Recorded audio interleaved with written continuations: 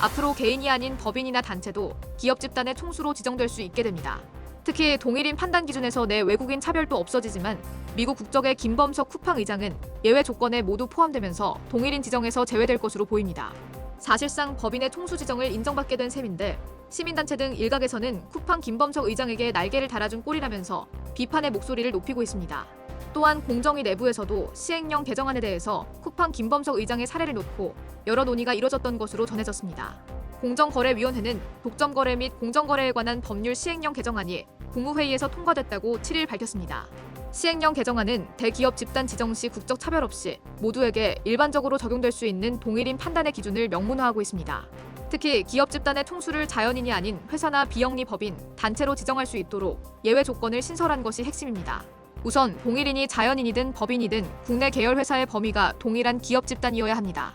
여기에 기업 집단을 지배하는 자연인이 최상단 회사를 제외한 국내 계열 회사에 출자하지 않아야 합니다.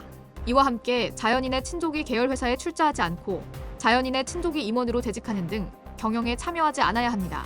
여기에 해당 자연인 및 친족과 국내 계열 회사 간 채무 보증이나 자금 대차가 없어 사익 편취 등의 우려가 없다고 인정돼야 합니다. 공정위는 이 같은 조건을 모두 충족할 경우 법인 등을 동일인으로 지정할 수 있다고 설명했습니다. 김범석 쿠팡 의장은 이 같은 예외 조건에 모두 충족하기 때문에 기존처럼 법인을 동일인으로 지정해도 전혀 문제가 되지 않습니다. 그동안 시민단체들은 김범석 의장의 특혜를 준 것과 같다고 비판을 해왔습니다. 동일인 지정제도는 흔히 재벌이라는 기업 집단을 사실상 지배하는 총수를 감시하기 위한 도구로 사용되었습니다. 가령 동일인의 공시의무 부여, 순원 출자나 지주사 등 지배구조 상황, 총수 일가 및 친족의 주식이나 경영 참여 변동 사항을 확인하기 위해 운영됐습니다.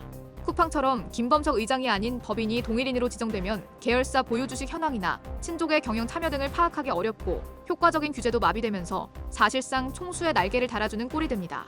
경실련과 금융정의 연대는 성명을 통해 동일인으로 지정되지 않은 자연인이 사실상 지배하는 기업과 다른 계열사 간의 사익 편취를 위한 내부 거래를 규제할 수 없다는 문제도 있다며, 예를 들어 지주회사 주식만 국내 주식으로 가진 총수 일가가 다른 계열사로부터 지주회사로 일감 몰아주기를 막을 수 없는 것이라고 말했습니다.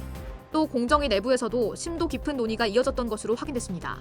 공정위 내부 사정을 잘 아는 관계자는 알파경제에 공정위 시행령 개정 당시 쿠팡 김범석 의장 사례가 도마 위에 올랐고 동일인 지정에 대해 위원들 사이에서 찬반 논의가 이어진 바 있다고 설명했습니다.